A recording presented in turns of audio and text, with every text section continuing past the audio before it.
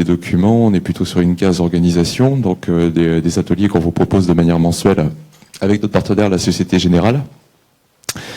Pour pouvoir vous accompagner sur cette thématique de gestion électronique des documents, donc Mathieu Dumas-Delage a accepté en fait de consacrer du temps à la préparation d'un atelier qui va comprendre à la fois un contexte sur la partie réglementaire,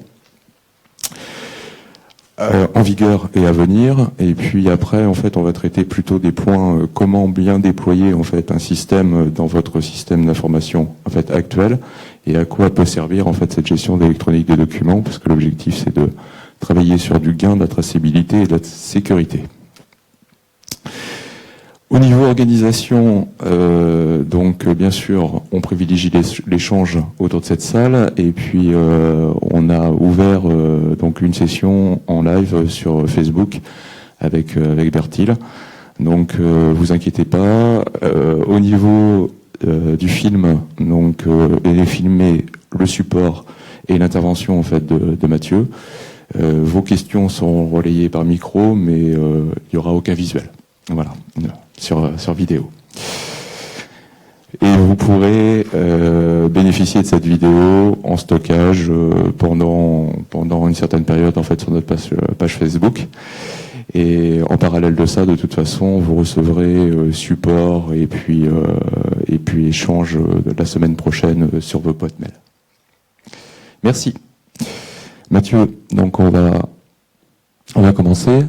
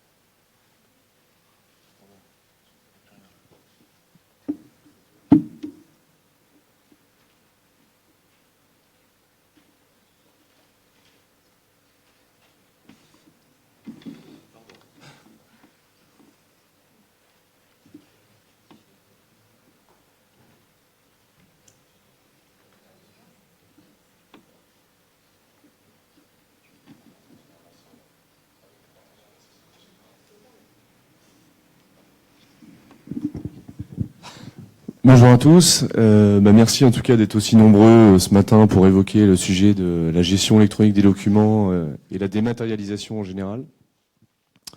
Donc en fait aujourd'hui l'idée ça va être d'abord de parler un peu de transformation numérique pour prendre le sujet largement et redescendre un peu sur les chiffres, quelques chiffres sur la démat, les réglementations puisque c'est vrai que les lois, pas mal d'obligations pour les entreprises. Les solutions qui existent aussi, et on finira par les enjeux de ce passage à la démat, à la gestion électronique des documents.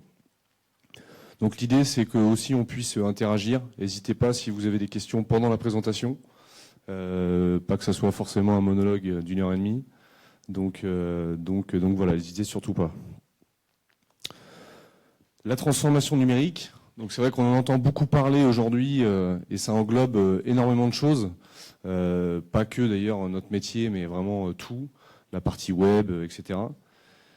Et c'est vrai qu'aujourd'hui, on a une exigence en tant qu'entreprise de tout corps d'activité, c'est qu'effectivement, tout corps de métier, on se doit d'innover en permanence parce que c'est vrai que la technologie évolue très très rapidement et nos clients aussi sont de plus en plus en demande de rapidité, de souplesse, etc.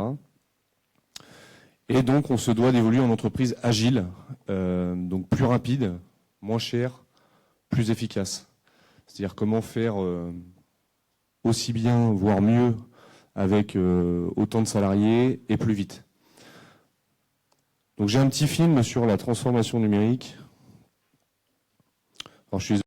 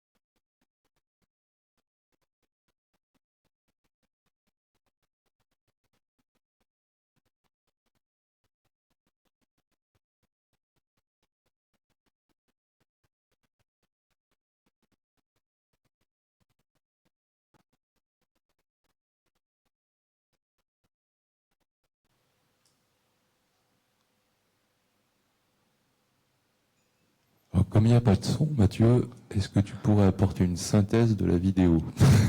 Faire le son. Bah, en fait, la synthèse, je crois que c'est juste cette slide que vous voyez à la fin.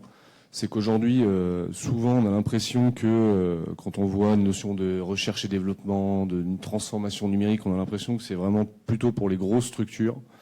Sauf qu'en fait, c'est pas vrai, puisque ça concerne aujourd'hui vraiment toutes les entreprises, de l'auto-entreprise jusqu'aux forcément gros acteurs du CAC 40, mais en passant par notre cercle de TPE, PME. Donc ça, c'est vraiment le résumé. Pour moi, c'est vraiment, ça concerne tout le monde. Désolé pour le son, du coup. Ok, donc ce que je vous propose maintenant, c'est qu'on passe à quelques chiffres plutôt sur le milieu de la démat, donc la gestion des documents dans les entreprises. Aujourd'hui, il faut savoir qu'en France, il y a 1 milliard de photocopies, je dis bien photocopies, pas impression, qui sont réalisées chaque jour. À votre avis, quel est le coût d'une facture envoyée au format papier? Est-ce que vous auriez une idée? Le timbre, oui. 1 euro? 12?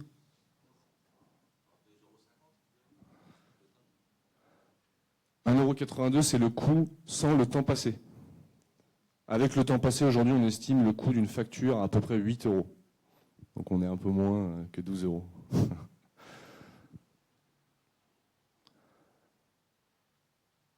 90% de la mémoire des entreprises aujourd'hui existe encore sous forme papier. Donc ce qui est potentiellement aussi un danger, puisqu'on a connu chez nous Xintia, et il faut savoir qu'il y a des entreprises qui malheureusement ont tout perdu, parce que effectivement toute la mémoire de l'entreprise était sous forme papier. Et enfin, ça c'est un chiffre un peu choc, mais c'est vrai que 80% des entreprises qui aujourd'hui perdent leurs données cessent leur activité dans les 12 mois, donc suite à un dommage naturel, mais ça peut être aussi une mauvaise sauvegarde de documents, ça peut être un disque dur, un serveur qui plante. Voilà, c'est aussi la conséquence malheureusement de tout ça. Alors le salarié aujourd'hui, pour prendre un petit peu le cas de quelques chiffres sur le salarié. 18 minutes, donc c'est le temps moyen pour retrouver un document. Alors ça, c'est lié au fait qu'aujourd'hui, on a de plus en plus de sources d'informations. C'est-à-dire qu'avant, on n'avait que le papier. Aujourd'hui, on a le papier, on a les mails, on a des logiciels métiers, des logiciels, on en a de plus en plus. On a de la bureautique. Et c'est vrai que quand on cherche une info, il faut déjà se demander sous quelle forme elle est. Est-ce que c'est moi qui l'ai? Est-ce qu'elle est dans le logiciel? Donc c'est vrai qu'on passe du temps à retrouver un document. 16 jours par an, c'est le temps passé à rechercher une information perdue. Donc c'est vrai que c'est 30, alors ça représente à peu près 30 minutes, entre 15 et 30 minutes par jour, à rechercher une info qu'on ne trouvera jamais, finalement. 3 jours aujourd'hui, c'est le temps passé pour répondre à une problématique d'un client ou un fournisseur. Tout simplement, vos clients appellent au standard, demandent j'aimerais avoir telle info sur mon contrat, telle info sur ma commande. Et comme la plupart du temps, c'est pas forcément la personne qui est à l'accueil qui s'occupe de ce dossier-là, écoutez, je me renseigne et je vous rappelle, on vous rappelle pour vous donner l'info. Et la moyenne, c'est 3 jours, le délai d'une réponse client d'une requête. Et enfin, 29 kilos, c'est le total des impressions qui sont jetées par an, par salarié. Donc c'est vrai qu'il y a aussi une notion aujourd'hui d'écologie qui est de plus en plus importante. Et donc 29 kilos, le poids des impressions jetées.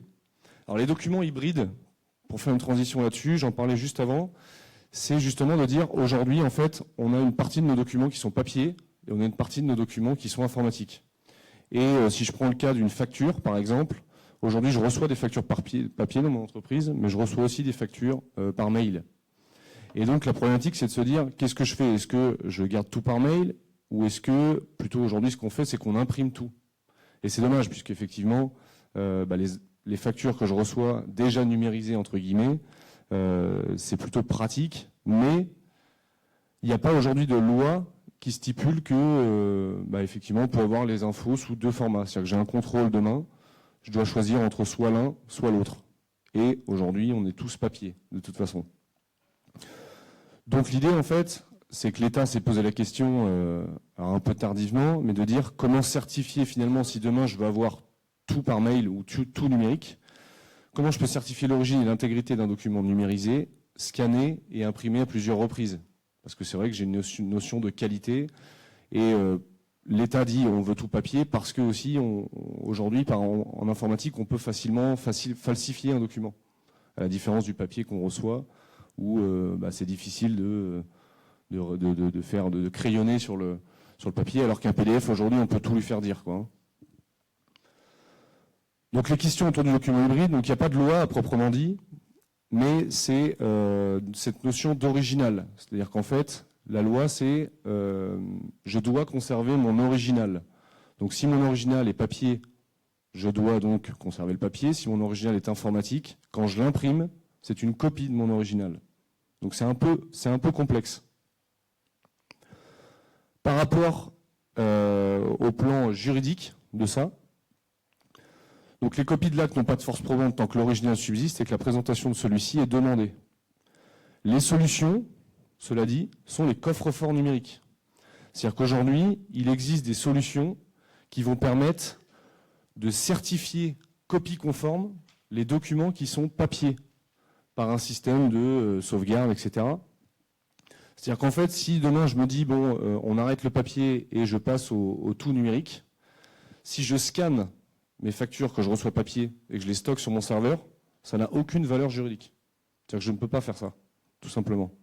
Donc je suis obligé de passer par des certifications et notamment ce qu'on appelle des coffres-forts électroniques avec donc des tiers archiveurs. Alors je suis désolé, il va y avoir un certain nombre de termes aujourd'hui, on va essayer de les rendre simples. Mais en fait, alors pour imager, le tiers archiveur, c'est quelqu'un en fait qui va certifier le document à ma place. C'est-à-dire que le stockage ne se fera plus sur mon serveur, mais il se fera sur un cloud, entre guillemets, mais un cloud qui devra respecter tout un nombre de normes pour dire, OK, à partir du moment où vous l'avez mis dans tel type de cloud, donc plutôt alors des clouds français, régis par des lois par la CNIL, à partir de ce moment-là, on pourra dire, OK, le document, il est certifié copie conforme de l'original. Est-ce qu'il y a dessus, il y a des questions?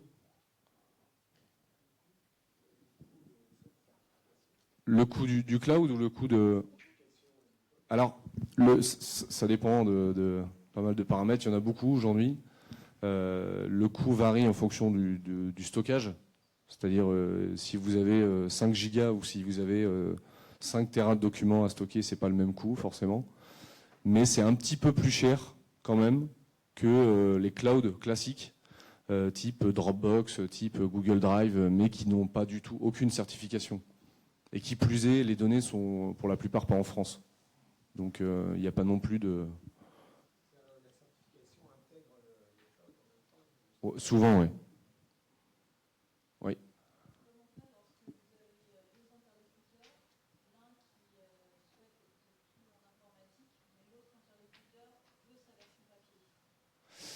Un client, par exemple? Un salarié. Pour les bulletins de paie? Contrat de travail? Eh bien, en fait, vous avez, si aujourd'hui le papier quand même reste prédominant, donc si la personne en face souhaite du papier, malheureusement, du coup, si c'est un client, en général, c'est à nous de nous adapter et dire, si c'est un client qui nous fait 1 million d'euros de chiffre d'affaires, forcément, du coup, on va fonctionner au niveau papier. Mais en même temps, c'est pas dérangeant. Ce qui est plus facile, c'est plus facile de passer d'une version numérique aux versions papier que l'inverse. C'est-à-dire que si aujourd'hui vous stockez, je prends le cas d'une facture client, aujourd'hui ce qui se passe c'est qu'on les imprime en double, une partie pour nous et une partie pour notre client. Demain, si votre exemplaire, il est certifié copie conforme et il est au format numérique et il n'est pas imprimé, mais que votre client il souhaite la version papier, pas de problème, on peut fonctionner quand même avec les deux. C'est juste qu'en cas de contrôle, vous avez toutes les certifications et vous avez toutes vos factures électroniques. Pour la partie contrat de travail, alors là il y a des notions de signature, donc c'est un petit peu différent. Mais effectivement, ouais, il n'y a pas vraiment de réponse là-dessus. C'est justement la complexité de dire soit j'ai tout papier, soit j'ai tout numérique. Ouais. Parce qu'il n'y a pas de... Justement, c'était sur cette notion juste avant de la notion d'hybride. C'est-à-dire que j'ai deux possibilités aujourd'hui et les deux sont valables. Donc je peux varier. Après, c'est vrai que sur la partie bulletin de paie, c'est autre chose. Sur la partie là où je n'ai pas de signature, c'est plus facile.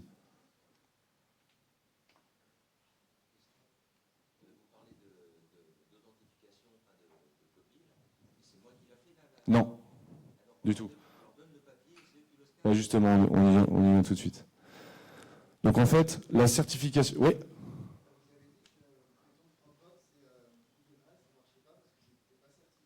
Oui. Alors en fait, la liste, vous pouvez la trouver. Donc c'est un organisme qui s'appelle la FNTC, donc la Fédération nationale des tiers de confiance, et qui va référencer. En plus, on a la chance que le président de cette FNTC au niveau France, c'est une personne du 17. Ouais, c'est un huissier sur Rochefort. Et donc sur ce site-là, vous trouverez la liste de tous les logiciels agréés tiers de confiance.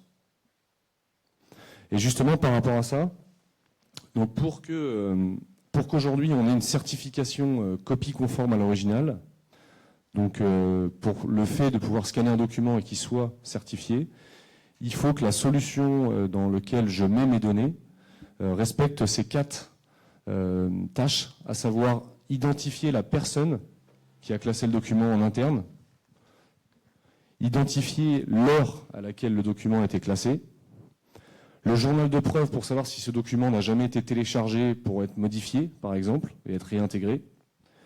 Et enfin, il y a cette notion de conservation des données. C'est-à-dire qu'il faut que, par exemple, il faut qu'il y ait absolument 3 sauvegardes de vos données. C'est-à-dire vous mettez un document PDF dans une solution, il faut absolument qu'elle soit sauvegardée dans 3 disques durs ou dans 3 lieux différents.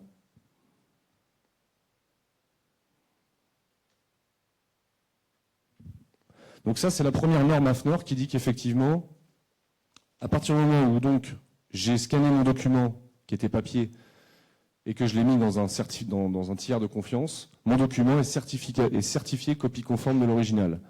Alors la chose positive par rapport à ça, c'est qu'en fait, la chose positive, c'est que du coup, au terme juridique, ce document a la même valeur que mon document papier. C'est-à-dire que si demain je perds mon papier, parce que je dois encore le conserver le papier par contre, je dois toujours le garder, je reçois une facture courrier, je la scanne, elle est certifiée copie conforme, mais je dois la garder quand même papier, puisque aujourd'hui, en cas de litige, un juge peut quand même demander à avoir le document papier. Il n'y a que ce cas-là, c'est un juge qui peut le demander. Sinon, pour tout le reste, contrôle, comptabilité, tout le reste, le document a la même valeur juridique. Ok ? Et en cas de perte ou en cas d'intempérie quelconque, pour le coup, ça prend tout son sens, puisque tout ce qui est dans ce coffre-fort remplacera mon papier, de toute façon. Donc ça, c'est vrai que ça existe aujourd'hui depuis, cette norme, elle existe depuis 2-3 ans. Et le seul truc un peu dommage, c'est de se dire, je vais scanner mes documents, ils sont certifiés, on ne peut plus les perdre, etc. Par contre, je suis obligé de conserver le papier parce que le juge, etc. Donc pourquoi aujourd'hui le thème aussi... Oui ?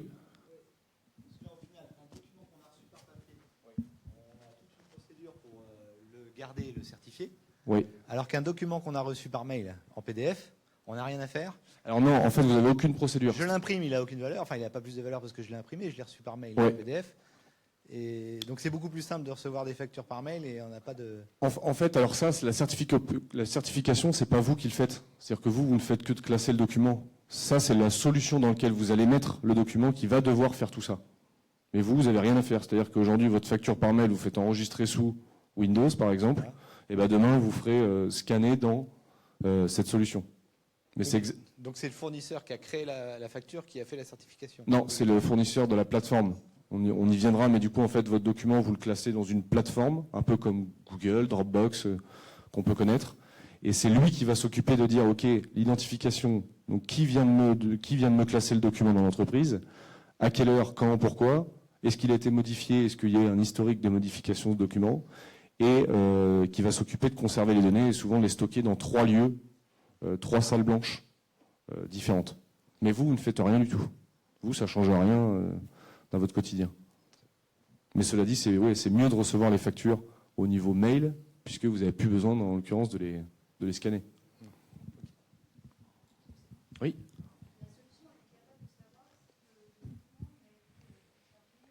Oui. C'est un journal de preuve, en fait. Elle est capable de savoir tout. C'est à la fois aussi dans... On en parlera, mais c'est vrai que souvent, ce sont des solutions qu'on appelle GED, donc gestion électronique des documents. Et le fait qu'il y ait un journal de preuve, ça va aussi permettre d'apporter de la traçabilité sur les documents. Qui a modifié quand, pourquoi.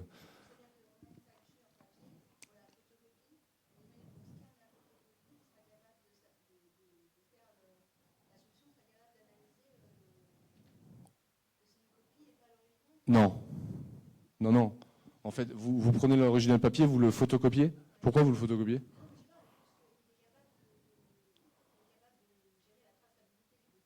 Oui. En informatique. En informatique, ouais. Parce que lui, il va considérer que votre photocopie, c'est l'original que vous avez déposé. Donc après, c'est plus... mais bon, une photocopie de papier, en général, bon, il n'y a pas trop de...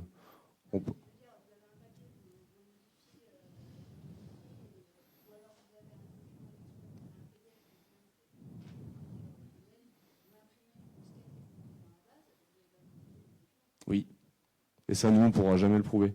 Mais par contre, c'est vous, en cas de contrôle, le contrôleur, il va contrôler votre facture que vous avez modifiée. Admettons, vous changez le montant sur la facture.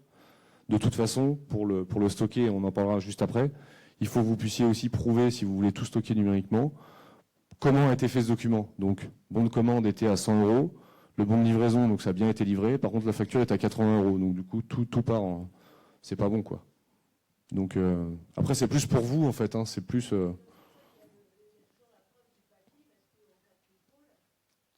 Non, parce que ça revient au même. C'est-à-dire que le papier, vous pourriez le scanner, le modifier, le réimprimer et avoir tout papier.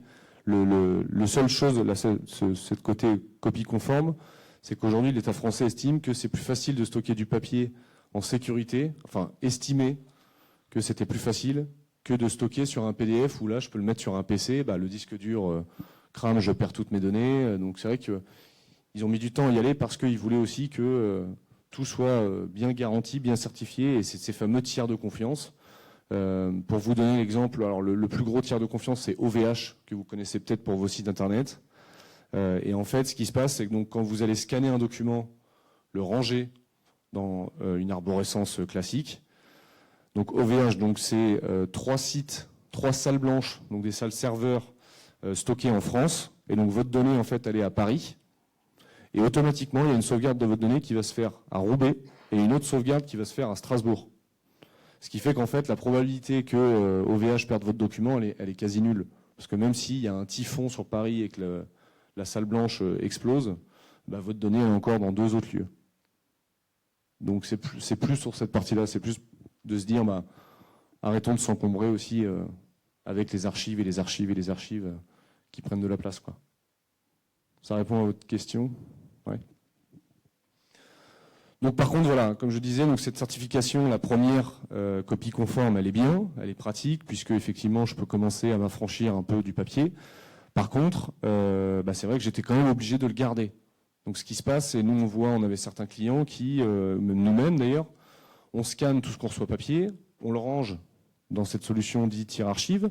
Par contre, on a une caisse à côté, et où finalement, on stocke quand même le papier, et on se retrouve à avoir soit un double archivage, donc ça prend du temps, ou soit avoir des caisses de papier qui sont empilées, qui servent pas à grand chose, mais qu'on doit garder quand même. Donc l'État a dit ok, ça, donc c'est loi Macron, c'est aussi de dire on va dans une phase plus des maths, et finalement si le document il est conservé par un tiers archive, il n'y a aucune raison qu'on ait besoin de garder le papier. Donc ce qui va se passer là en juin 2017, donc ça a été acté, c'est donc la deuxième loi, donc la Z42026, qui dit que à partir du moment où je vais utiliser un traité de numérisation, c'est-à-dire qu'à partir du moment où je vais bien scanner mes documents, Donc là, c'est plutôt les scanners qui vont devoir se mettre sur cette norme. Donc à partir du moment où c'est bien scanné, où c'est bien lisible, j'aurai scanné mon document, je vais le ranger chez un tiers archive, et donc de base, je pourrais supprimer mon original papier. Et tout ce qui est dans chez ce tiers archiveur aura pour le coup, c'est même plus la même valeur, puisque ce sera l'original, ce sera devenu l'original. Et donc je pourrais supprimer le papier. D'où le thème d'aujourd'hui de dire révolution, parce qu'effectivement, ça existe chez nos voisins européens depuis déjà quelques années. Et nous, c'est vrai qu'on a quand même une culture papier en France assez importante. Donc c'est vrai que voilà, ça c'est pour nous, en tout cas dans notre domaine aussi, c'est un peu une petite révolution, puisque ça va amener pas mal de gains de tout type, quoi. Est-ce que là-dessus vous avez des questions? Est-ce que les deux lois, c'était à peu près clair? Ouais. Donc voilà, la première, je stocke en sécurité. La deuxième, je numérise correctement. Si je respecte ces deux choses-là, je supprime le papier, mon original.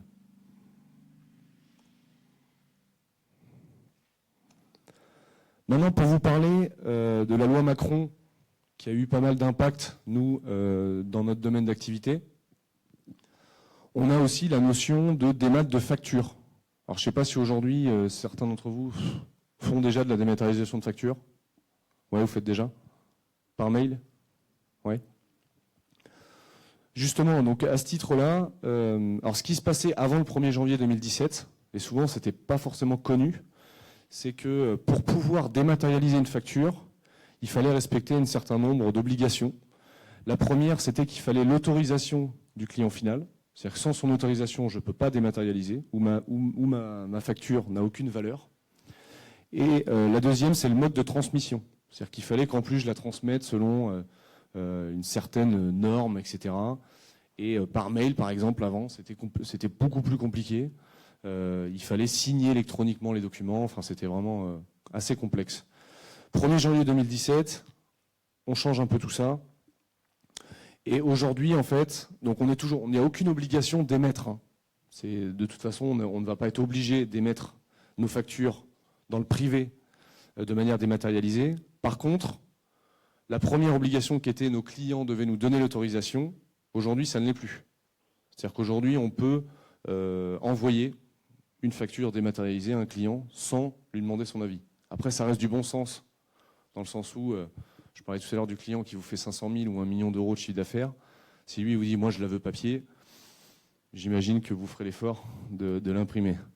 Donc, mais par contre, effectivement, c'est beaucoup plus pratique, puisque à mettre en place, c'était compliqué. Il fallait que chaque client vous signe un document en disant, OK, j'accepte de bien recevoir la facture au format démat. OK ? Cependant, on a quand même toujours des obligations dans la transmission. C'est-à-dire que du coup, je ne peux pas me dire du jour au lendemain, OK, je prends mes factures, je les envoie toutes par mail. Pour vous expliquer, donc, il y a 3 modes de transmission. Aujourd'hui, on en a mis en valeur un seul. Le premier mode, c'est ce qu'on appelle l'EDI, donc l'échange de fichiers informatisés. Donc en gros, ça, il n'y a même plus de facture. C'est-à-dire que c'est votre logiciel métier qui envoie une info au logiciel compta de votre client. Donc ça existe déjà, mais c'est très très coûteux. C'est des projets à peu près entre 300 et 500 000 euros. Donc c'est loin d'être accessible à tout le monde. Et c'est trop complexe. C'est-à-dire qu'il faut que les logiciels ensemble communiquent. Donc quand vous êtes sur Sage, par exemple, et que votre client a Cegid, comme c'est les pires ennemis du monde, vous pouvez être sûr et tranquille que ça ne fonctionnera jamais. Donc ça, c'est le premier mode de transmission. Donc un peu complexe. Et aujourd'hui, il sert souvent dans des boîtes internes. Par exemple, Leclerc, la centrale d'achat de Leclerc, avec les Leclerc, fonctionne en EDI, puisque ce sont les mêmes boîtes, finalement, ce sont les mêmes boîtes, quoi. La deuxième mode de transmission, c'était la signature électronique. C'est-à-dire qu'en fait, il fallait que chaque document soit signé électroniquement, soit à l'aide d'une clé qui est fournie aujourd'hui par la CCI, qui s'appelle ChamberSign, où chaque PDF, je vais mettre ma clé, je vais rentrer mon code et je vais les signer, voilà, pour certifier, prouver que c'est bien un bon document. Mais quand j'envoie 200-300 factures par mois, m'amuser à effectivement signer chaque document, c'est complexe. Donc je reviens vite au papier. Et la troisième solution, c'est ce qu'on appelle la piste d'audit fiable. Donc ça, l'État a dit effectivement, on comprend bien que pour les TPE, PME, c'est un peu complexe l'EDI et la signature électronique. Donc on va dire, OK, on peut envoyer un document par mail. Par contre, il faudra bien prouver finalement comment j'ai établi ce document. C'est-à-dire qu'en cas de contrôle, si ma facture elle est démat, il faudra de toute façon que je puisse prouver aussi d'un bon de commande ou d'un devis dématérialisé et d'un bon de livraison dématérialisé. Oui ?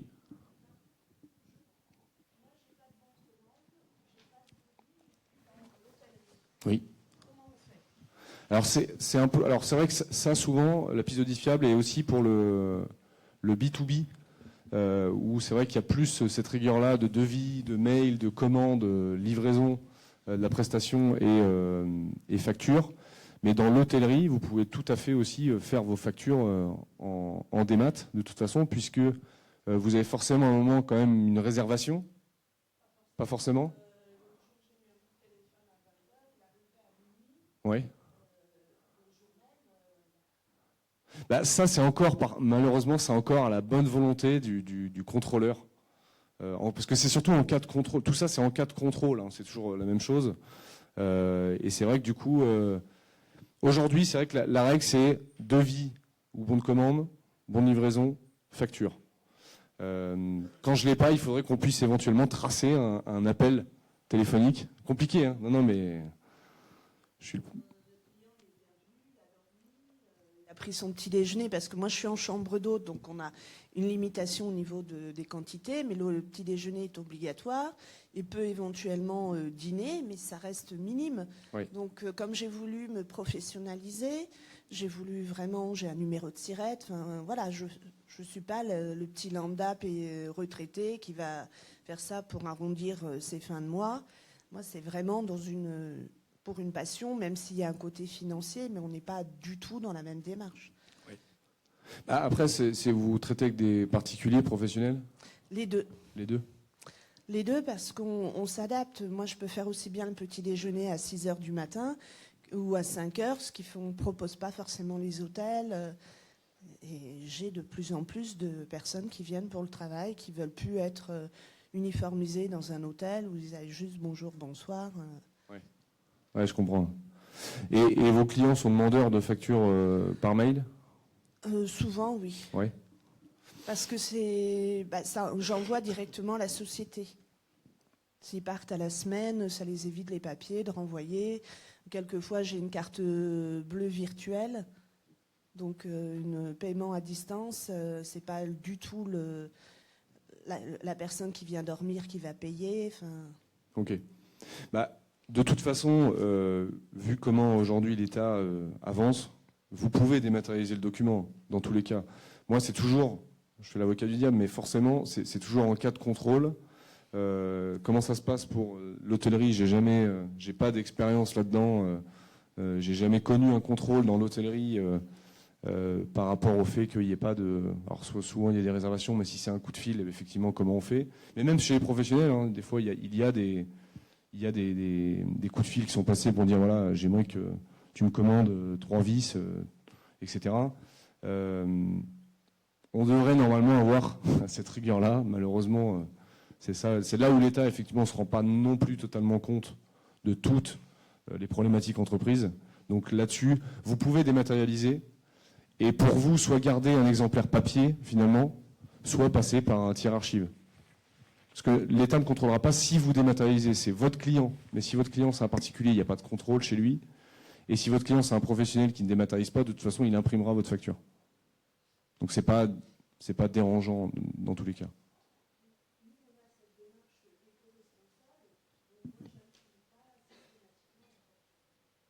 C'est bien.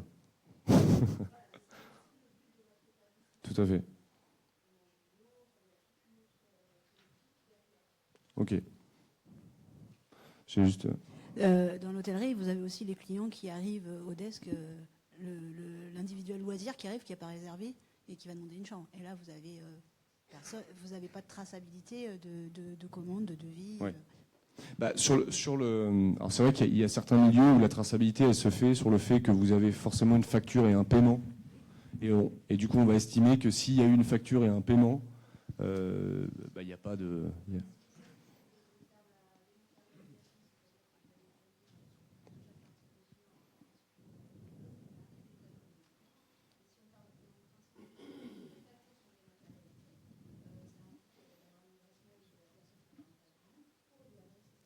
Oui.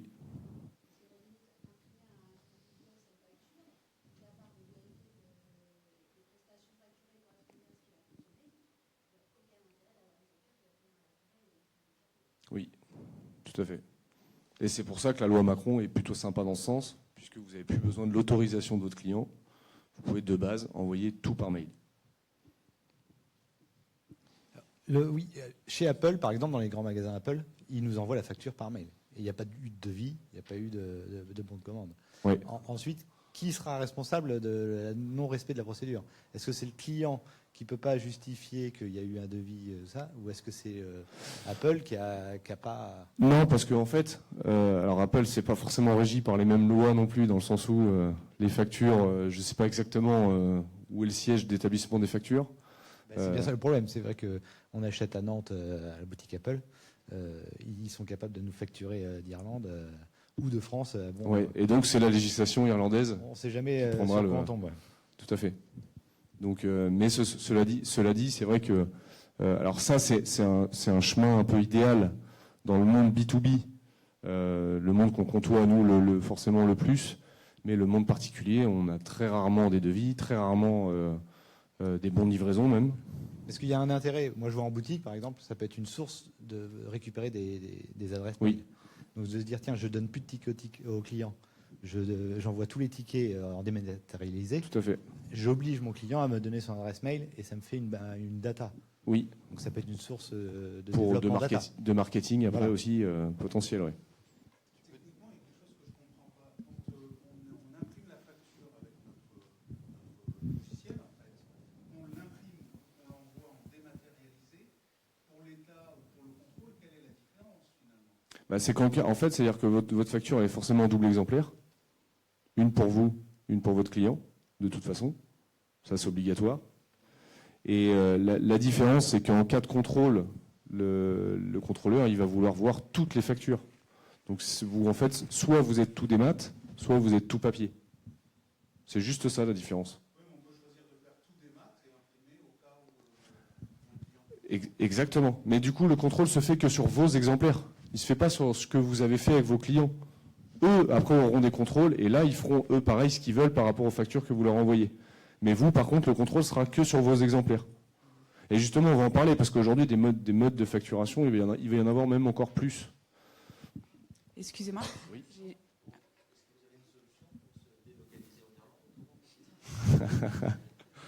Pas encore. Pourquoi pas? Juste en cas de marché public, Oui. le fait de pouvoir imposer à son interlocuteur une dématérialisation, c'est un peu plus compliqué quand même. Oui, on en parle juste Ok. après, du coup, mais effectivement, il y a quelque chose qui se passe qui est encore un peu plus complexe. Bon, en tout cas, tout ça pour dire qu'effectivement, justement, par rapport à votre question, quand je travaille avec un organisme public, donc là, il y a l'ordonnance donc, du 26 juin 2014 qui est rentrée en vigueur, donc 1er janvier 2017, et l'État, de toute façon, va vous imposer de leur envoyer les factures au format démat. C'est-à-dire qu'à partir du moment où vous travaillez avec un organisme public, peu importe quel organisme, vous serez obligé d'envoyer une facture au format démat. Donc c'est pas envoyer une facture par mail, c'est envoyer une facture sur une plateforme qui s'appelle Chorus, que vous avez peut-être déjà entendu parler. Et en fait, le planning, il a été fait de cette manière-là. Donc 1er janvier 2017, toutes les entreprises de plus de 5000 salariés, obligation d'émettre les factures sur Chorus. 2018, donc entre 250 et 5000. 2019, donc moins de 250. Et 1er janvier 2020, toutes les entreprises restantes devront passer par Chorus. Et ça, en fait, pour vous expliquer un petit peu, alors c'est une démarche qui est plutôt positive, même si ça reste complexe, dans le sens où ce qui se passait avant, quand j'envoyais une facture, moi, à une mairie, elle, du coup, donc elle réceptionnait la facture, et ensuite ma facture, elle repartait au trésor public sous format papier. C'est-à-dire qu'en fait, j'avais double envoi de papier, donc double empreinte. Donc il y a ce côté écologique aussi, pas terrible, le côté coût, parce qu'effectivement, les coûts d'affranchissement sont assez élevés. Donc c'est-à-dire qu'en 2015, déjà, l'État a dit, on passe à ce qu'on appelle le PES-V2. Donc en fait, PES-V2, c'est un nom complexe qui veut juste dire que quand vous envoyez votre facture papier à une mairie, elle scanne la facture et elle le transmet au trésor via un mode de cryptage qui s'appelle PESV2. Sauf que les mairies, du coup, on dit ouais, mais nous, finalement, on passe notre temps à scanner des factures. Donc, ils se sont dit bon bah ok, du coup, c'est les entreprises qui enverront directement les factures au format des maths sur la plateforme Chorus, qui est consultable à la fois par la mairie et par le Trésor. Voilà. Est-ce que là-dessus, il y a des gens qui sont concernés, qui ont des questions ?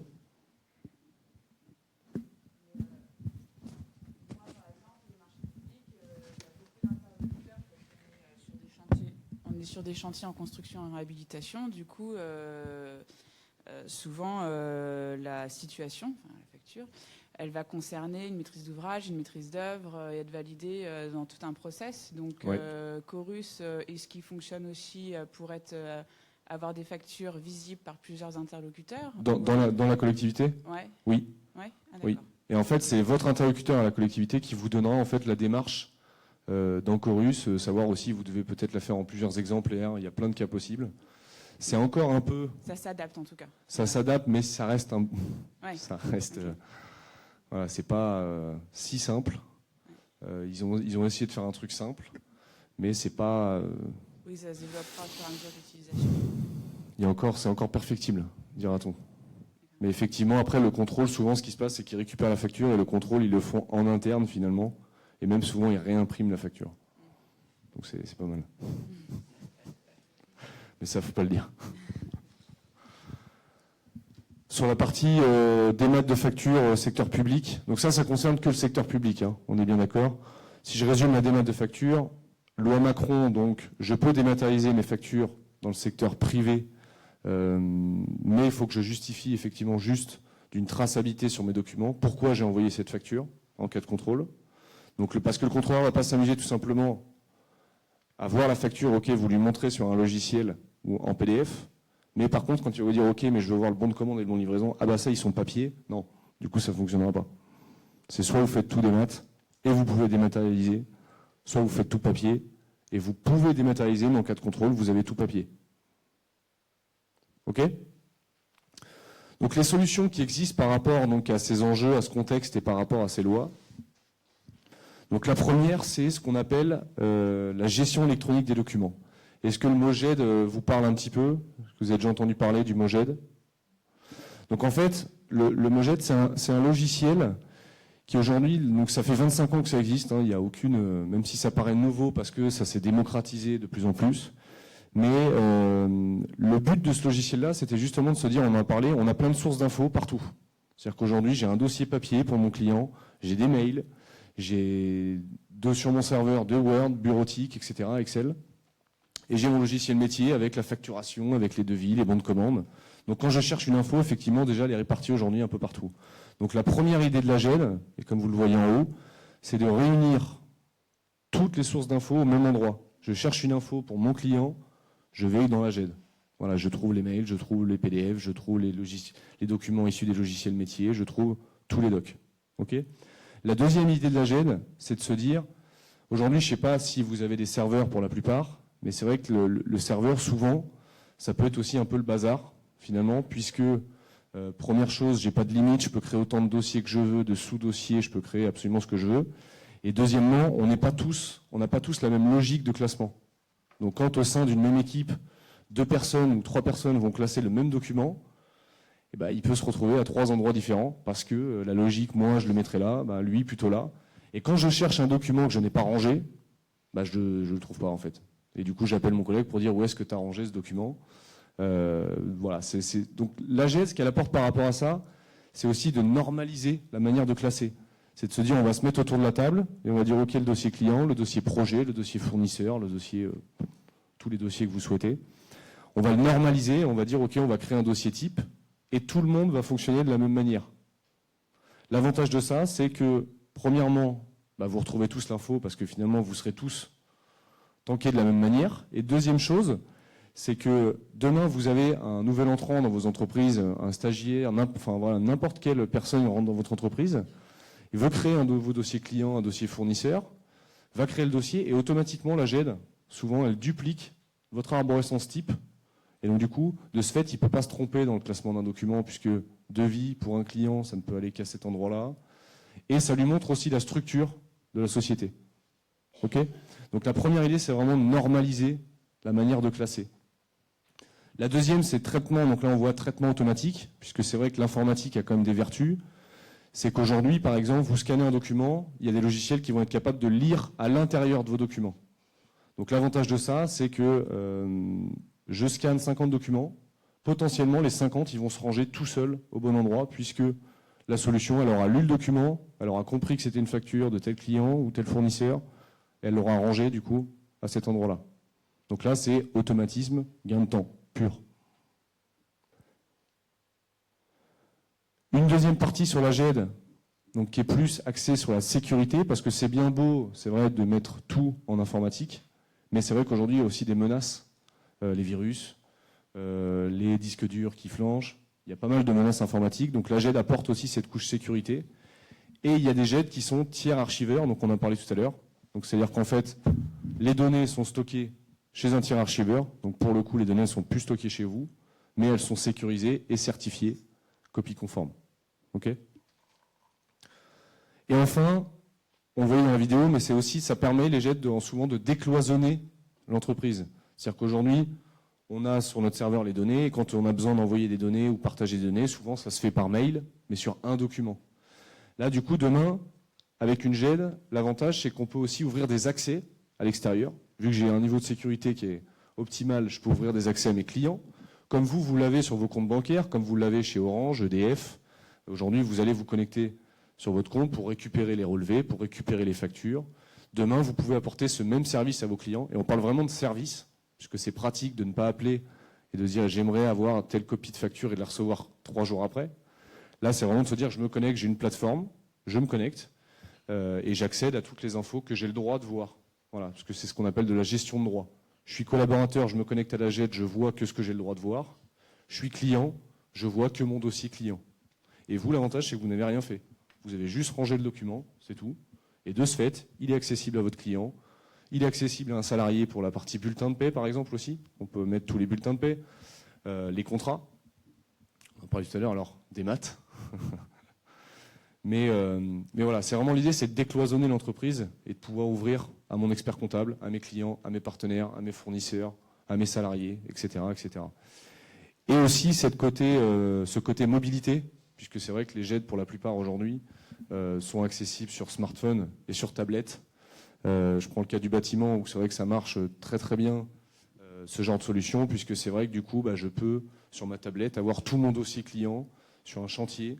Alors pour les plans, c'est pas forcément l'idéal, ou alors il faut avoir des très grosses tablettes, mais c'est vrai que tout le reste, voilà, de plus partir avec un dossier papier chez le client ou son ordinateur, c'est assez pratique, puisque peu importe où je suis dans le monde, j'accède à mes données.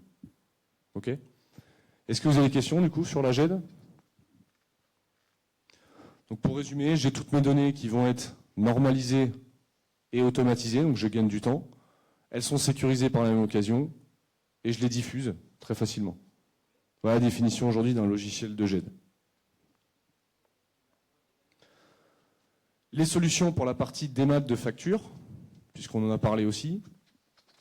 Donc aujourd'hui, vos logiciels métiers établissent un certain nombre de factures, voilà, en fin de mois, par semaine, tous les jours, peu importe.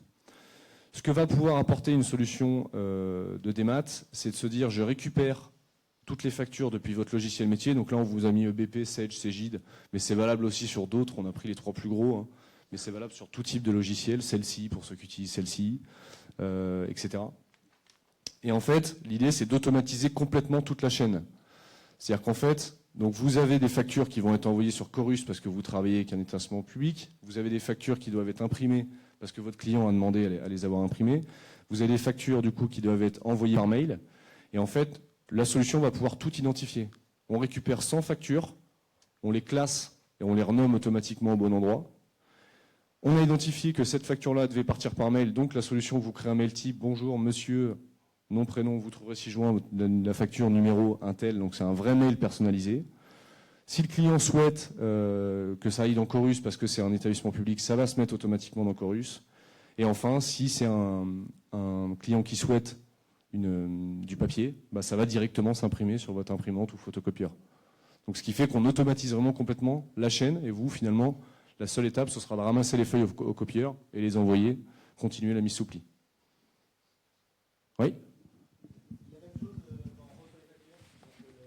logiciel peut automatiquement récupérer les mails et traiter les mails par lui-même, ou est-ce que je suis obligé de, moi, ouvrir le mail, prendre la facture et le mettre dans le logiciel? On peut, et on y vient. Merci pour la transition. Donc logiciel de LAD.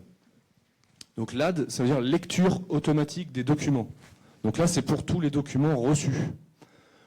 Le but de la LAD, donc la GED, on a vu, c'est plutôt du stockage de documents. Le but de la LAD, c'est de supprimer la saisie dans les entreprises. C'est d'automatiser les tâches et supprimer la saisie. Je prends l'exemple de la facture reçue par mail. Donc la LAD, elle va pouvoir automatiquement récupérer la facture que vous avez reçue par mail. Elle va analyser le document, c'est-à-dire qu'elle va pouvoir reconnaître hors taxe, TVA, TTC, le numéro de facture, la date d'échéance, tous les champs, tous les articles. Donc on va vraiment lire à l'intérieur du document. Donc je prends l'exemple facture, mais c'est valable pour vraiment tout type de document informatique. Ce qui se passe, c'est que du coup, donc, elle prend les documents, elle voit les infos à l'intérieur, elle fait votre saisie automatiquement dans le logiciel de comptabilité, et elle classe et elle range le document, ou elle l'envoie en validation si vous avez des entreprises un peu plus... voilà, des entreprises où il y a des process de validation de factures entrantes. C'est-à-dire que du coup, on automatise vraiment tout, et je ne saisis plus les factures. Puisque nous, on considère en fait, dans le milieu de la GED, que c'est vrai que la saisie de documents, c'est une tâche à faible valeur ajoutée. J'ai un document et je recopie en fait les infos dans un logiciel ou n'importe quoi. Donc demain, on garde quand même le contrôle, c'est-à-dire qu'on contrôle ce que fait la machine, mais on passe 5 fois moins de temps à contrôler qu'à saisir. Donc la LAD, c'est vraiment ça, ça automatise, ça lit et ça automatise. Ça répond du coup à votre question. Est-ce que la LAD, c'est quelqu'un connaissait déjà, quelqu'un a déjà entendu parler? Oui? Des questions là-dessus? Oui? Alors les chèques, en fait, la limite de la LAD aujourd'hui, c'est l'écriture manuelle. C'est-à-dire que ça reconnaît très bien l'écriture informatique, ça reconnaît des polices. La partie chèque, ça existe, mais c'est un peu plus complexe. Et on le voit que d'ailleurs dans nos banques aujourd'hui, on peut numériser un chèque. Et des fois, elle arrive à reconnaître les caractères. Mais le problème de l'écriture manuelle, c'est que j'ai des possibilités énormes.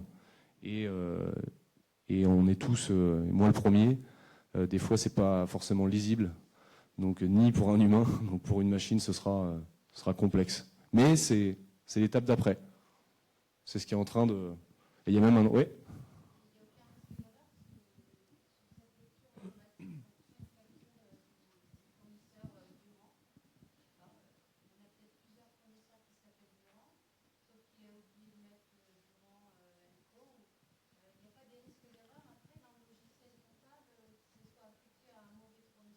Non.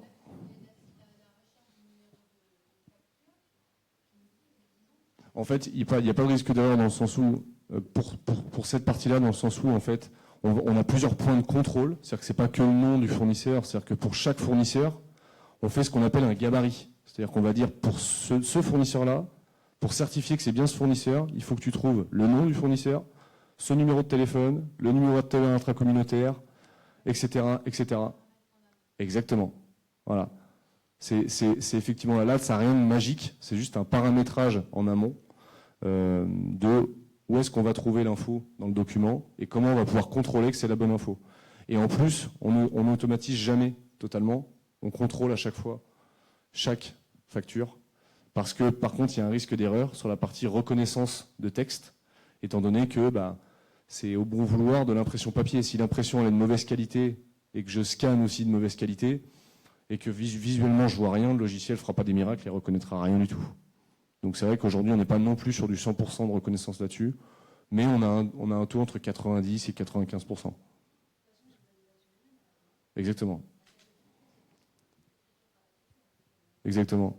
Et puis surtout pour les écritures c'est pas marqué sur le document, le compte comptable associé par exemple. Donc soit c'est toujours la même chose, et là on peut l'automatiser en disant dès que tu vois tel fournisseur pour tel article, c'est toujours l'écriture, c'est toujours le compte 608, soit là du coup c'est juste manuellement, on va dire ok, c'est tel compte. Et en fait, en validant notre facture, ça va à la fois saisir et à la fois se ranger dans une GED, dans un cloud, dans Windows, tout simplement. Des questions? D'autres questions par rapport à la LAD? Et donc, la question sur l'échec, c'était pour ce que vous êtes en... D'accord, ok. Donc, vous avez cette réflexion de... Mais l'échec, ouais, c'est un gros sujet, quand même. Et en fait, ouais, ce que j'allais dire, c'est qu'effectivement, donc la lecture de manuscrits, c'est très dur. Ça fait des années que tous les éditeurs essayent. Et là, il y a un Nantais qui vient de gagner le premier prix au CES à Las Vegas, qui lui, justement, en fait, a créé un bloc-notes où j'écris sur mon bloc-notes manuellement, et ça transforme à 99,99% mon écriture en Word, et ça reconnaît quasiment à 100%. Mais par contre, c'est parce qu'en amont, en fait, lui, sa technique, c'est qu'on écrit une phrase. On a écrit une phrase où il y a toutes les lettres de l'alphabet, et de ce fait, il reconnaît la manière dont on écrit les E, la manière dont on écrit les A, etc., etc.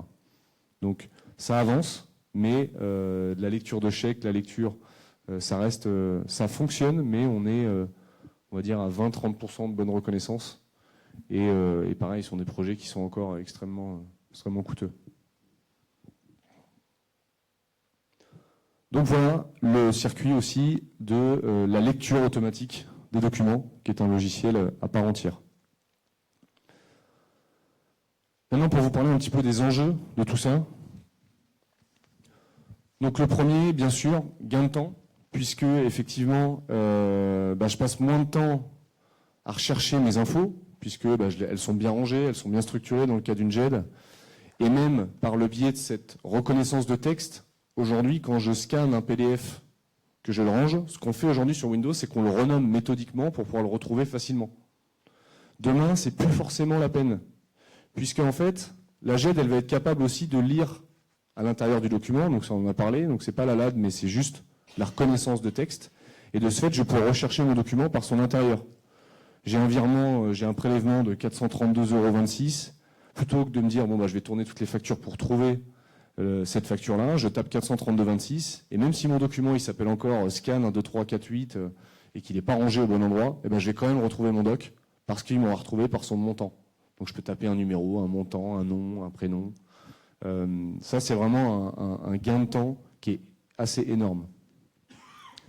Meilleur partage de l'info, c'est-à-dire que demain j'ouvre aussi, si j'ouvre des accès à mes clients, effectivement, j'ai moins de temps à passer sur la partie appel client qui souhaite recevoir le double de sa facture parce qu'ils sont en pleine facturation, etc., puisqu'il a accès à tout. Et enfin, les tâches à faible valeur ajoutée supprimées, entre guillemets. Donc là, on parle de la saisie, donc on est dans le contrôle et moins dans la saisie. Et ou, par exemple, la mise sous pli. C'est vrai qu'en 7 ans, moi, j'ai encore personne qui m'a dit je suis passionné par la mise sous pli. Donc c'est vrai que si demain, on dématérialise entièrement les factures, et qu'on automatise la tâche, souvent c'est plutôt sympa. Et l'idée, c'est pas, parce qu'on a eu la réflexion de dire mais vous supprimez les emplois. Alors la mise sous pli, c'est rare quand il y a une personne qui fait de la mise sous pli à temps plein, ou alors c'est quand même dur. Et souvent c'est plutôt justement de se dire les 2-3 heures par semaine ou les 2-3 heures par mois que je passais à faire cette tâche-là, je peux passer aujourd'hui à faire autre chose et être plus productif finalement dans le même temps imparti. Le deuxième, il y a un enjeu de sécurité, puisque effectivement, j'ai mes données, donc conservation des données, résiste à tout type de dommages, donc que ça soit naturel ou informatique, donc les virus, les rançongiciels. Je ne sais pas si vous avez entendu parler de ça. J'espère qu'il n'y a aucune personne qui a été attaquée. Donc c'est un mail, d'ailleurs, je fais la prévention. C'est un mail que vous pouvez recevoir de la part d'un notaire, de la part d'un huissier, d'un avocat ou même d'un de vos collègues, avec la même adresse, et vous avez un .zip, vous avez un fichier zippé à l'intérieur, il ne faut surtout pas l'ouvrir. Si vous recevez en ce moment des fichiers zip ou après la conférence, surtout pas l'ouvrir, puisqu'en fait c'est un logiciel qui va crypter toutes vos données. Et aujourd'hui, ça fait 2 ans que ça existe, il n'y a encore personne sur la planète qui a trouvé le moyen de décrypter, et le seul moyen, c'est d'aller sur le darknet, donc c'est l'internet souterrain, et de payer des sommes entre 3 et 50 000 €, et où les hackers, après, vous rendent vos données ou pas. Vous pouvez aussi payer 40 000 € et ne pas revoir vos données. Donc c'est vrai que du coup, la GED, elle a aussi cet aspect de sécuriser ces données-là, qui sont aujourd'hui de plus en plus soumis à des virus autres. Et parce qu'elles sont tout simplement aussi cryptées, encodées. Donc le gain de place, qui est quand même pas non plus un petit gain, parce qu'on a des entreprises, et on a un client dans la salle qui avait des archives depuis quelques années. Et puis c'est vrai que les archives, aujourd'hui, ça prend de plus en plus de place. On est dans une ville, La Rochelle, où le mètre carré est quand même pas donné. Donc on est preneur de dire si je peux récupérer 20-30 mètres carrés pour faire un bureau plutôt que de mettre 20-30 mètres carrés de papier archive, c'est vrai que c'est intéressant. Et effectivement, demain, de ne plus avoir de papier non plus, le stockage numérique prend bien moins de place que du stockage papier. Donc l'impact écologique, qui n'est pas neutre non plus, de se dire, effectivement, j'ai plus de papier, donc j'ai moins d'arbres découpés. J'ai également réduction d'empreinte carbone, puisque quand j'envoie un courrier par la poste, effectivement, j'ai quand même un véhicule qui, à un moment, même si la poste est équipée de voitures électriques, j'ai quand même une empreinte carbone par rapport à tous ces envois. Et enfin, gain d'argent, puisque si je prends le cas de la démat de facture, donc plus d'impression, plus d'affranchissement, plus de voyage à la poste, plus de traitement perdu. Demain, j'ai aussi un gain financier indirect, dans le sens où un client content, un client qui a ses infos non plus en 3 jours, mais en 30 secondes, parce que du coup, le client appelle à l'accueil, et la personne tape son nom, prénom, tape le numéro et lui envoie tout de suite les documents, alors que le client ne connaissait pas cette personne. C'est pro, c'est rapide, je gagne du temps. Et un client content, c'est un client qui achète en général. Donc c'est un gain aussi financier indirect. Mais globalement, c'est vrai que voilà, la productivité des équipes fera que aussi je gagne en tant que chef d'entreprise de l'argent par rapport au fait de se dire j'ai des gens qui font dans un même temps de 35 heures plus de choses qu'avant parce qu'il y a des tâches qui ont été automatisées et en plus qui sont plus heureux puisque ce sont des tâches qui n'étaient pas passionnantes. Donc le gain finalement, pour résumer, j'ai un gain de temps, un gain de sécurité, de la place par rapport au stockage, un impact écologique et un gain financier. Oui. Alors en fait, avant, il y avait un ROI, dans la GED on disait le ROI de 1 an, parce que c'était un investissement dans un logiciel, il fallait investir dans des serveurs, il fallait investir dans toutes ces choses-là. Aujourd'hui, avec l'arrivée du cloud et justement les tiers archiveurs, c'est un ROI qui souvent il est même immédiat. Parce que vous prenez un cas de démat de facture, si aujourd'hui vous dématérialisez, je prends un exemple, 200 factures, donc à 1,82 € sans le temps passé, vous êtes à 400 € par mois. Demain, vous passez sur une plateforme GED avec une solution qui dématérialise vos factures, qui va vous coûter 100 ou 150 €. De base, vous avez un ROI immédiat de 250 € mensuels, parce que les solutions aujourd'hui sont tous forfaitaires. Je vais payer un forfait souvent mensuel pour l'acquisition d'une solution.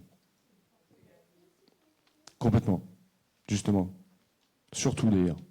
Ouais, surtout.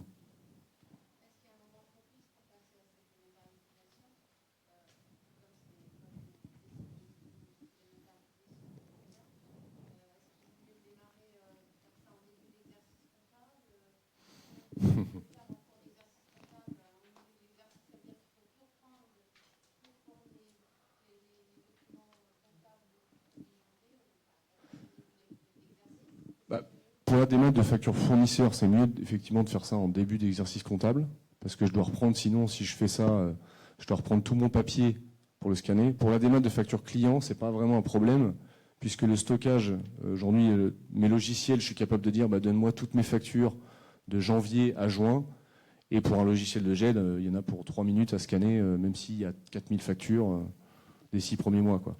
Donc c'est-à-dire que je vais dématérialiser et je vais stocker le... Voilà, le frais, oui, ouais, tout à fait. Donc c'est pour ça que les factures fournisseurs, c'est mieux de le faire en début d'exercice. Démat de facture client, plus facile.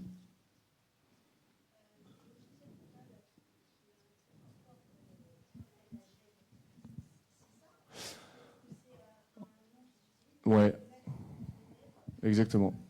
En fait, le MoJed est utilisé aujourd'hui un peu à pas mal de... Donc le MoJed ne veut plus trop rien dire.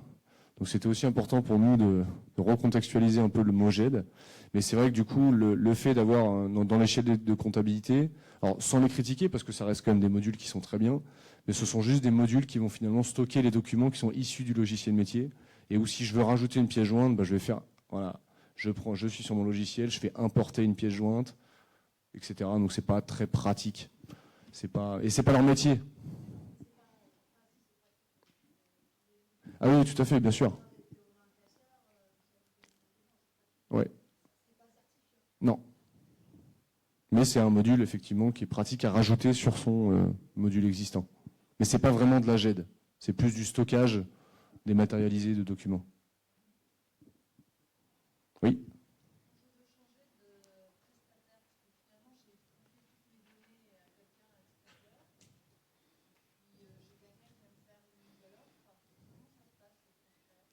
En fait, alors ça c'est une très bonne question, puisque vous avez des GED qui sont propriétaires et non propriétaires.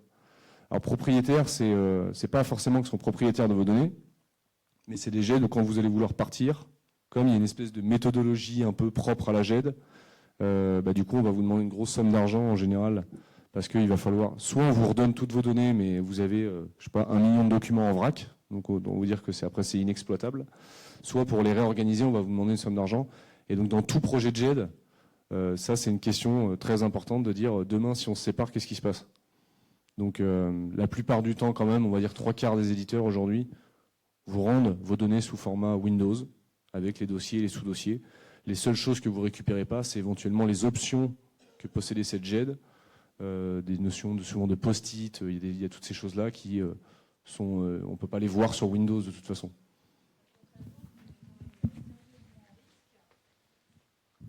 Pardon, concrètement, je me mets quand même sérieusement en risque parce que j'ai tout confié à l'extérieur et que si à un moment l'entreprise à qui j'ai confié va pas bien, mes données elles sont dehors. Quelles sont les préconisations de sécurité pour se garantir par rapport à ça? Un tiers de confiance. Puisqu'en fait, un tiers de confiance, si vous passez vos données dans un cloud classique, y a des risques. Parce qu'un cloud, ça veut tout rien dire. Moi, je peux mettre un serveur en dessous de mon bureau. Je dis, vous allez classer vos données dans un cloud et en fait, les données elles vont être en dessous de mon bureau. Il suffit que je tape dedans, vous perdez tout, je perds tout. Donc c'est pour ça que tiers de confiance, vous êtes quasiment sûr, puisque des tiers de confiance, il n'y en a pas des masses, étant donné que l'investissement pour devenir tiers de confiance, il est à peu près de 30 millions d'euros. Donc quelqu'un qui peut se permettre de créer des salles à 30 millions d'euros, il y a moins de risques que quelqu'un qui effectivement fait un cloud juste sur son PC. Donc pour ça que du coup l'ensemble des éditeurs tiers de confiance sur la FNTC, vous pourrez aller voir, le risque il est quasi nul. Au VH, vous prenez VH par exemple, c'est plusieurs milliards d'euros de chiffre d'affaires. Donc le risque zéro n'existe pas que demain ils disparaissent. Mais c'est vrai que du coup si ces gens-là disparaissent, il y en aura d'autres qui auront disparu je pense bien avant. Et en plus, je viens juste après, et en plus la norme CNIL elle dit que de toute façon vos données vous pourrez les récupérer, admettons que la personne, on va dire l'établissement fonde les plombs, vous pourrez quand même pendant 1 an, vous avez 1 an pour récupérer vos données, dans tous les cas. Donc le risque il est vraiment minime, voire quasi nul. Oui, bonjour. Bonjour. Présentation technique très, très claire, je vous remercie. Merci. Pour l'instant, on n'a pas parlé encore de l'aspect humain, c'est-à-dire tous les changements dans les entreprises sont toujours plus ou moins difficiles. Oui. Là, ce sont des changements majeurs. Vous avez parlé d'organisation nouvelle. Ça permet de remonter assez haut dans l'organisation des entreprises. Votre expérience sur comment on embarque les collaborateurs sur ce type de changement, type de projet, comment ça se passe? Est-ce qu'il y a des précautions à prendre? Des durées dans le temps entre le moment où on dit on y va et puis ça se met en place. J'aimerais bien que vous nous donniez un petit peu un retour d'expérience sur ce sujet. Parce que sur certains projets de changement d'outils, souvent ce ne sont pas les outils qui sont en cause dans les causes d'échec. Tout à fait. Ce sont souvent les hommes, nous, Oui. dans les boîtes qui faisons que ça ne marche pas. Oui, complètement. Nous, en fait, dans les prestations, quand on installe une GED chez un client, c'est vrai qu'on a une prestation qui est un peu plutôt issue du monde des logiciels, qui est l'accompagnement au changement. parce que justement, effectivement, souvent, alors surtout dans les grosses organisations, vous avez des gens de 20 ans, des gens de 55 ans, vous avez vraiment plusieurs types de clients. Et c'est vrai que la première phase qu'on appelle d'audit, quand on met en place un logiciel de GED et qu'on crée une arborescence, par exemple, l'arborescence, elle ne se fait jamais avec que le dirigeant ou que le responsable de projet.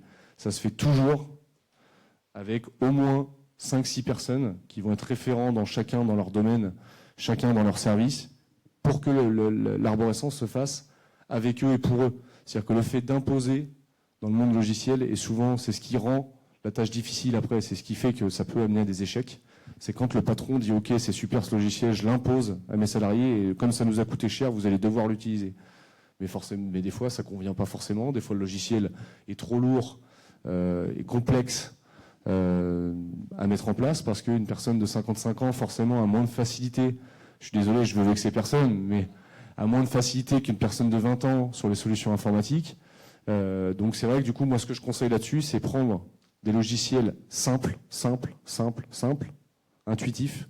C'est-à-dire que vous n'ayez pas besoin de 8 jours de formation pour comprendre le logiciel. Si déjà en 2 heures, la démo, vous avez compris comment ça fonctionne, souvent, ça va marcher parce que les gens vont se dire c'est simple. Et si en plus vous impliquez les collaborateurs dans le projet, mais de base, mais vraiment de base, souvent, voilà, c'est ce qui fera que ça fonctionne. Est-ce que ça répond à la question? Ouais. Vous êtes dans un champ, vous êtes en train de le faire? Ok. Canal+, on recevait les factures par courrier, et maintenant on ne les reçoit plus, ils envoient une information par mail, et finalement on perd du temps parce qu'il faut aller sur le site, saisir le code secret, et puis après éditer. Oui. C'est pas très génial. Non, je suis d'accord. Et la question, c'était juste une... Ah, c'était ça. Ouais, il n'y a pas un moyen de... Non, en fait, c'est vrai que les gros, malheureusement, il y a Free aujourd'hui qui envoie les factures par mail et les met en pièces jointes. Mais souvent, en fait, les gros, comme ça, qui sont un peu une espèce de monopole, mettent en place des plateformes pour justement pouvoir vous tracer, savoir à quel moment vous venez sur le site, savoir... Et ça permet aussi de diffuser de la pub, ça permet de faire tout un tas de choses, le fait que vous veniez vous connecter sur le site pour récupérer votre facture. C'est ça, c'est pas un gain de temps finalement, on est obligé de... Pas trop. Non, je suis d'accord avec vous. Alors que le recevoir par mail, tout simplement, avoir le PDF... Par mail, c'est parfait. Voilà, là, c'est un gain de temps. Et les factures fournisseurs, qu'on soit par mail, on doit les pointer. Comment on peut l'indiquer après sur les... Sur les factures? Sur les factures, on les pointe, ensuite on met le mode de règlement, on fait le virement à telle date. Oui. Vous avez des solutions qui permettent de faire exactement comme ce que vous faites au niveau papier, c'est-à-dire soit vous avez souvent on voit des petits autocollants avec numéro de compte, le montant de la facture, le compte comptable associé, etc. Donc sur les logiciels, vous pouvez faire la même chose. C'est l'équivalent des post-it, mais en gros, je peux faire sur mon logiciel de GED tout ce que je peux faire aujourd'hui au format papier. Très bien, merci. Bonjour. Oui. Je veux en fait tout numériser, oui. Même les contrats de travail, avant que le salarié ait signé. Je lui envoie par mail, il le signe électroniquement. Oui. Est-ce que ça a une valeur juridique ou Oui, si la signature électronique est agréée. D'accord. C'est-à-dire qu'en fait, aujourd'hui, pour que la signature électronique, pareil, il y a plein de solutions, plein de choses. Il y a des signatures électroniques qui n'ont aucune valeur, si ce n'est que signer le document pour le valider éventuellement, mais ça n'a aucune valeur juridique. Aujourd'hui, il existe à peu près 5-6 solutions de signature électronique. Et en fait, il faut juste qu'il y ait 2 niveaux de sécurité. Le premier, c'est que le document soit présenté à l'interlocuteur via un iPad ou soit envoyé sur sa boîte mail. Et le deuxième, c'est un code SMS. C'est-à-dire qu'à partir du moment où il signe, il valide le document, il reçoit un code SMS, il rentre le code SMS et ça valide définitivement ce document. Et pour les documents, contrat de travail, bon de commande, tous ces documents-là, on est obligé d'avoir ces 2 niveaux de certification. Le seul cas où vous n'êtes pas obligé de l'avoir aujourd'hui, où il y a une réglementation qui est plus souple, c'est sur les bons de livraison, bons d'intervention. Vous voyez par exemple aujourd'hui quand vous réceptionnez un colis, souvent on signe sur une tablette et on n'a pas cette notion de code SMS. Mais parce que eux, ils ont des notions de rapidité, alors qu'un contrat de travail, c'est quelque chose quand même où il faut être sûr que ça soit la bonne personne. Du coup, c'est un système supplémentaire que je dois mettre en place dans mon entreprise. Alors c'est une plateforme de signature électronique où là vous n'êtes plus avec des clés USB où c'est une personne est attribuée la clé, la signature elle est attribuée à une personne. Mais là, c'est une plateforme où vous achetez des signatures et où du coup, vous envoyez via cette plateforme vos documents à vos salariés, à vos clients. Alors ça, l'immobilier, c'est beaucoup plus complexe. C'est beaucoup plus, sur du syndic, par exemple, location pure. Normalement, en fait, la règle dit que tous les documents aujourd'hui sont signables électroniquement à partir du moment où j'ai ces niveaux de vérification. Maintenant, dans les faits, il y a les notaires qui sont soumis, qui ont leur propre système de signature électronique, par exemple. Et l'immobilier, vous pouvez normalement, théoriquement, après je sais que c'est toujours le cas un petit peu, il y a un cas à part, pourquoi je ne sais pas du tout, mais dans la réglementation sur la signature électronique, l'immobilier a été mis un petit peu à part parce que un peu complexe. Désolé. Est-ce que vous avez d'autres questions ?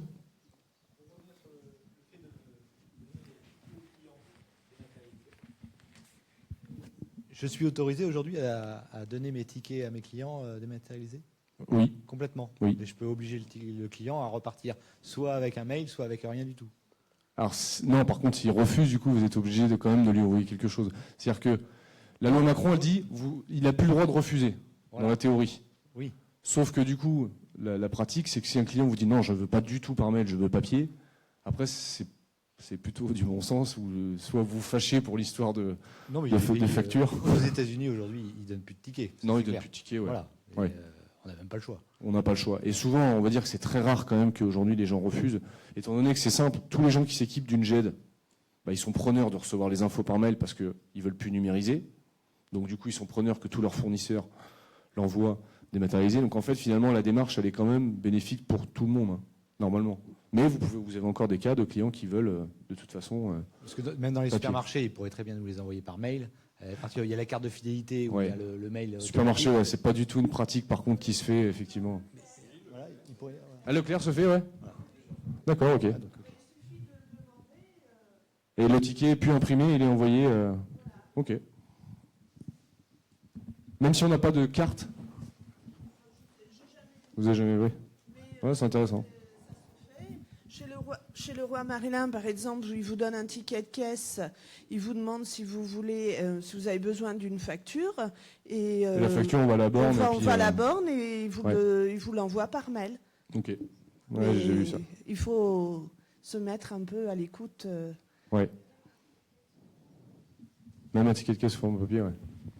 Bah, tant mieux, hein. J'ai envie de dire tant mieux, parce que c'est vrai que les tickets de caisse en termes de conservation, en plus, c'est pas l'idéal. Ouais. Moi, j'ai même vu des tickets de TPE, des paiements de carte bleue, envoyés par SMS sur un téléphone. Ça a une valeur, ça? SMS, non. Non.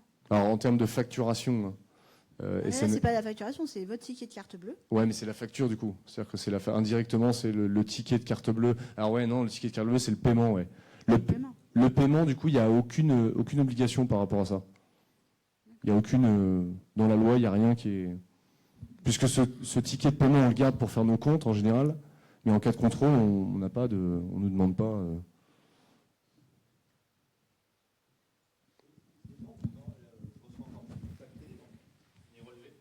Les relevés bancaires, les facturations bancaires, qui eux pourtant sont des entreprises ultra numérisées. Il faut leur demander. C'est les derniers à nous les envoyer. Ouais. Eux, normalement, ils ont mis ça en place depuis quelques années. Et en fait, il faut juste le demander. Souvent. Pas forcément pour les pros. Ouais, bah c'est pour ça. En fait. Ah, bah c'est pas normal, par contre, ça. Parce que si vous leur demandez, ils sont obligés, hein, du coup.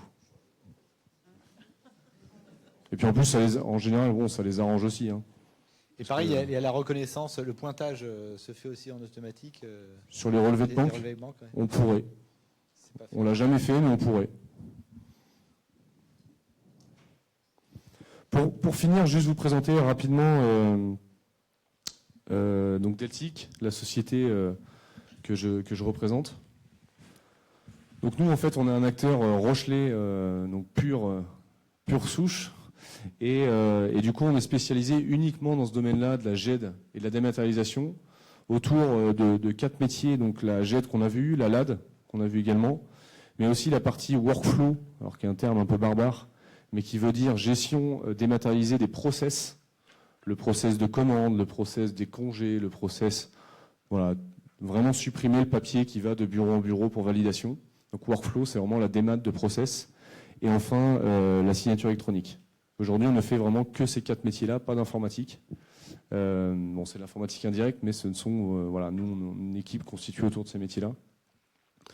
Et chose qui était aussi une question de tout à l'heure, nous aujourd'hui, on travaille donc avec tout type d'entreprise, mais principalement des TPE, PME. C'est-à-dire que tout ce que je viens de vous expliquer ce matin, c'est pas réservé qu'à des gros budgets, c'est pas réservé qu'à des gros tout court.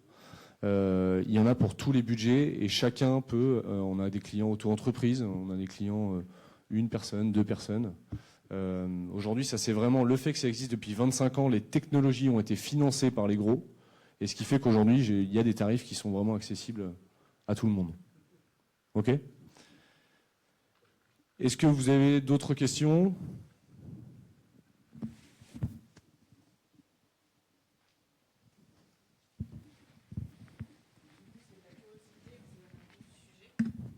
C'est de la curiosité, on s'éloigne un peu du sujet, mais vous parlez d'impact écologique, mais il y a une nouvelle forme de pollution avec les mails et toutes les salles. Ouais, c'est effectivement le point noir, un peu entre guillemets. Donc nous, on se défend de ça en disant, de toute façon, vous auriez forcément besoin d'un mail et d'un ordinateur. Donc on réduit l'impact du papier, mais par contre, est-ce que l'informatique est vraiment écologique ?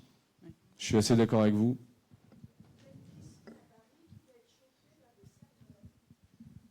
Eh ben voilà.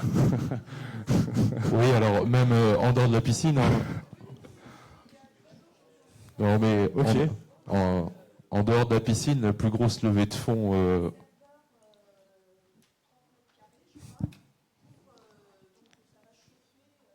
Ouais, c'est intelligent. La plus grosse levée de fonds l'année dernière, c'était par rapport à une initiative qui est portée par des jeunes entrepreneurs qui vont mettre des serveurs en fait dans les locaux des offices des HLM.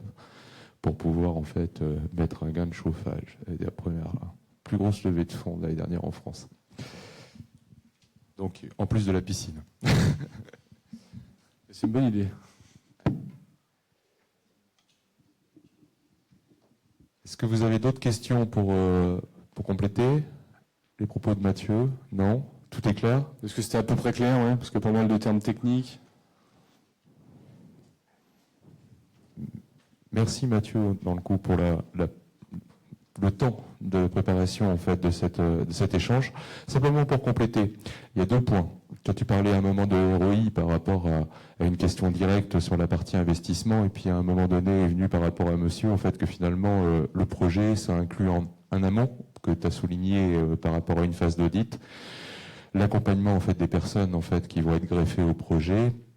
L'accompagnement en fait des personnes sur la partie fonctionnalité, et puis quelquefois en fait aussi en amont de l'investissement, il y a quelques petits points aussi au niveau d'architecture, etc. et interface qui sont nécessaires avec le système d'information.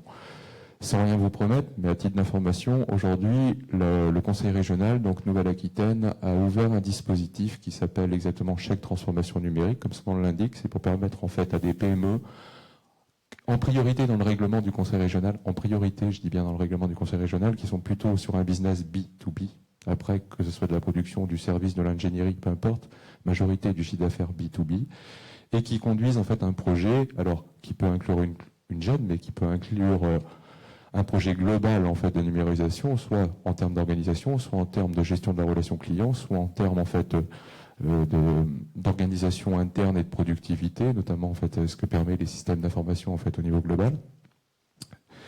Sur ce programme-là, donc montant d'investissement, mais temps nécessaire en fait en amont pour une bonne phase d'audit, temps de préparation en fait au niveau architecture et interface, investissement donc concerné, plus les personnes qui seront mobilisées dans vos équipes internes pour accompagner le déploiement du projet. Ce programme-là, en fait, constitue un montant hors taxe et il peut être soutenu, si éligibilité bien sûr, mais à 50% maximum hors taxe du programme. Donc, et c'est sous forme de subvention. Donc ça peut valoir le coup. Et pour éviter en fait de faire perdre du temps, parce qu'après il y a un dossier administratif en fait bien sûr à faire, pour éviter de faire perdre du temps, dans un premier temps, en fait, on valide simplement est-ce que l'objet du programme peut rentrer dans la case éligibilité de la région. Donc là-dessus, on sera à votre écoute si vous avez en fait ce genre de programme. Dans le prolongement en fait de l'atelier, donc je pense que Mathieu a été clair par rapport aux questions qui ont été spontanées. Je m'excuse par rapport à la communauté Facebook parce qu'il faut qu'on consolide nous notre investissement en fait micro par rapport en fait à bien capter toutes les questions. Dans la continuité, donc le support vous sera diffusé sur vos boîtes mail en fait la semaine prochaine par Isabelle Draperon. Mathieu est à votre disposition bien sûr pour répondre à vos questions à chaud et aussi à froid dans le sens en fait où vous avez une feuille de satisfaction sur laquelle vous pourrez évaluer et aussi en fait solliciter en fait un rendez-vous à la fois pour des points pratiques ou à la fois pour des points financiers et là dans ce cas-là vous me rencontrerez. Merci, bonne journée à tous. Et puis à très bientôt. On se rejoint au mois de mai avec un autre atelier organisé avec la Société Générale sur la préparation fiscale de sa transmission d'entreprise. Et on verra que ça se prépare bien en amont du compromis de vente. À bientôt. Au revoir.